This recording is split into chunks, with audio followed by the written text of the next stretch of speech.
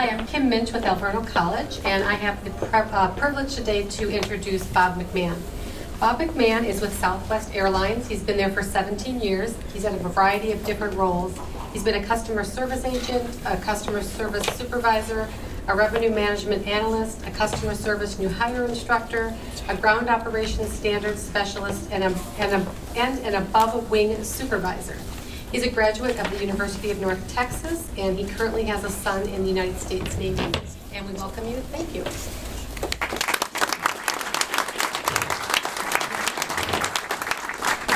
Good morning, everybody. Can you hear me okay? I'm always very thankful of my son serving in the Navy. He's a real proud member of the Navy. He works on diesel engines. I'm thinking about getting a diesel car so he can be mechanic. But I like to think that I come from the company that wrote the book on servant leadership. I happened to stumble onto Southwest Airlines quite by accident. I was a house husband and I was bored for a brief amount of time, and I thought, why not go work for an airline? Sounds like fun. And 17 years later, here I am. A quote from Herb Kelleher, and he's kind of our founder. He's a mentor to everyone at Southwest. Your employees come first, and if you treat your employees right, guess what? Your customers come back, and that makes your shareholders very happy. Start with employees, and then the rest follows from that. We live by that. We want to make sure our customers are happy on a daily basis. Certainly somebody in this room has flown Southwest this year. Somebody, I hope. Yeah. Yesterday. I can't turn this into a commercial, though, I'm told. Again, like I said, my name is Bob Mcmahon, and my current role at Southwest Airlines is an above-wing supervisor. And what that means is I'm responsible for supervising employees that work on the upper side of the aircraft. So that would be anybody that checks you into the ticket counter. That is anybody who is at the gate scanning your boarding pass, things like that. And my specific role at Southwest is doing all of their scheduling, their bidding process. They are all unionized, so we have certain rules we have to follow. And on a daily basis, processing their payroll. They're all a little nervous that I'm here and not doing that. And then I was called down to Dallas this afternoon. I'm going to go back to the airport and get on a plane. We're going to automate that process completely. Now it's manual, and we're going to automate it, and they want me to spend the next 2 months testing it. So I'd like to stay there through through March or April and leave the snow behind, but I don't think that's going to happen. Like my introduction, I started 17 years ago as a customer service agent. I had taught as an instructor at the University of Texas Medical Branch in Galveston, and left that and became a house husband and quickly realized that's no fun. And so I went and got an $8.10 an hour job at Southwest Airlines and went, that's kind of cool. And from there, I have moved around. I started in Houston, Texas. I worked at headquarters in Dallas for many years, and I moved to Milwaukee in 2012, right in the middle of a very cold, snowy winter. I wasn't quite sure what I was thinking. So what is servant leadership to me? And again, I go back and I quote somebody at Southwest Airlines, Colleen Barrett, our president emeritus, and our mission statement is to follow the golden rule, to treat people the way you want to be treated, and pretty much everything else will fall into place. Colleen likes to say that we are a customer service organization that just happens to be an airline. The planes are not the focus. The customers and moving people from point A to point B is what we're all about here. Servant leaders, we think at Southwest, place the organization ahead of themselves. Gary Kelly, who's our current CEO, president, chairman of the board, will quite often point out and recognize to the employees that he wants to thank the frontline employees for the job well done, the profit we made, instead of resting on his laurels. He's always very quick to point out, thank you to the frontline employees. And that means a lot to every one of us. Every employee I work with has value at Southwest. Every employee. Every employee deserves civility, trust, respect every day. We contribute to our successes as employees by encouraging a welcoming environment. We capitalize the word employee in everything we do because the employee has value. We capitalize the word customer in everything we do because the customer has value. Our paychecks are signed with, "This check is brought to you by your customers." We never forget where our salary comes from. You may remember the television show in 2003 through 2005 called Airline. It was on the A&E network, and it featured Southwest Airlines.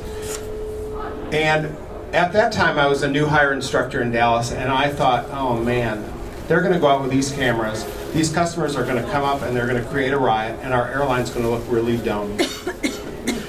Colleen came out and said, I trust every employee who works at the front line. I'm not worried about it. Be yourself. I trust you. Show the customers what we're made of. That's all the instruction they ever got. And it was a huge success. The show ran on Monday nights, and every Tuesday morning our bookings were up by 30%. Free advertising, there you go. We put it all out there because we practice servant leadership. We live servant leadership. Why hide it? We'll let other people see what we do. It's fine. It's a great place to work. 17 years later, I wouldn't work anywhere else. I'm so glad I wandered in the door and applied. 1 in 10 today that applies gets hired at Southwest. And we currently have 54,000 employees.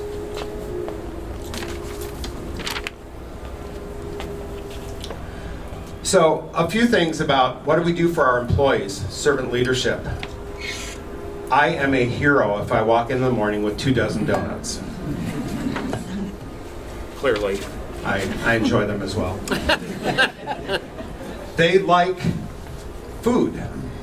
We had food trucks out at the airport last week, and everybody got a free coupon to go get lunch and extra time to go get lunch because we thought they might like it. And everybody whistled and skipped around for a couple of days after that because they were so happy that something that simple makes them happy. We have birthday cake once a month for everybody that has a birthday in that month. We give them a little bag of candy with their name and birth date on it. And if they don't get it on their birthday because they're not working that day, boy, do you hear it. Where's my bag? It's those little things that they're really happy about. That's what we like to do. Colleen says a motivated and happy workforce will essentially extend the goodwill to every customer. So we keep them happy. Simple things like that. They want something and we can give it to them, we'll give it to them. Sure. Glad to do it. Can I help you out some way? Can I listen? Can I be empathetic? What can I do for you? And the rest follows. The happy workforce. They're all happy to come to work, most days. But again, food. About a month ago, I made 100 grilled cheeses at lunchtime because the agents were busy. It was a busy time of year. I'll go in and make grilled cheese. Make one, eat one. Make one, eat one. My doctor doesn't like it at all. We also give our customers something, or give our employees something called swag, S-W-A-G. And swag are points, and they can get points for perfect attendance. They can get points, customers, frequent flyers are mailed swag, and they can hand it out to an employee that was particularly helpful. And then they can use these points for things, not food, but they can get we can turn them into rapid rewards points, which is our frequent flyer system. And that will give them, I fly to Florida every year for Christmas as a revenue customer on my swag points. I don't have to buy a ticket, and I don't have to go space available. And we give them an opportunity to earn swag. We can also give them kicktails. And a kicktail is strictly, I just noticed you did a really good job. here's a kicktail. And I carry little cards around in my pocket, and I hand them out when I see a good deed. And I go through a lot of them. We've been doing that for about 5 years, and it has never changed. They like it just as much today as they did 5 years ago. The recognition is important, and so we recognize our employees.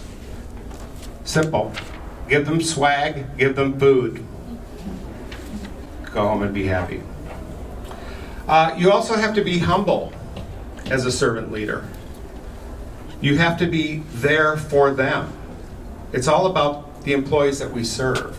It's all about what can we do to serve them and make them happy. It's not about my ego. It's not about what I do. It's not about 17 years at an organization. It's about the new girl that started today. She just transferred from Denver. She's been here for a year. Welcome. What can I do to make your transition better for you? It's those kind of things. Assist your employees and take the obstacles out of the way. Make them happy. Do what you can to help them. And trust me, servant leadership will be alive and well in your organization. Thank you.